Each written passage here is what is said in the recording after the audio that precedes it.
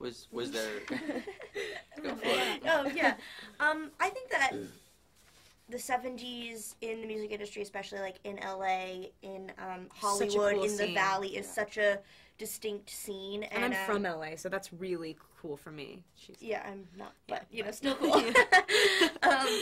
And there's like a lot of people that you come by, especially when you do live in LA, that are like, oh, I saw them here, or like I ran into Cherie like here in 1975. You know what I mean? Like, and so like especially filming the movie in LA was really important and like added a lot to it. In order to prepare for the film, you did have to learn. I mean, I think you sang and played the instruments. Was there extra preparation that went into that maybe you had to dig deep or learn something new that you hadn't gotten to do before? Yeah, I mean, I definitely hadn't learned any of the Runaways songs, so that took a little bit to learn. And luckily, I played guitar before then, or else it really would have been hard. And you don't know that you can do something until you do it. And we had sort of really specific voices and moves and personalities to emulate, and they're known by a lot of really sort of diehard fans. And so, you wanted to get them right.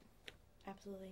You think there's any big difference in being a teenager today versus being a teenager in the 70s? And yeah, I do. Yeah, huge. I think there's a huge difference because being a teenager then, even not you know, being an actor or musician, there was like so much more freedom that they had, and like the world that I've grown up in is so different, and especially starting out so young, I've grown up in a world of like doing school on set in this amount of hours, and you know, always having like adults to protect you, you know what I mean? And for them, they didn't have anyone, and it's like I can't tell if that's a good thing or a bad thing. I mean, it's bad in some ways, but also like the freedoms that they had to kind of figure out who they were is something that I'll never have. Yeah.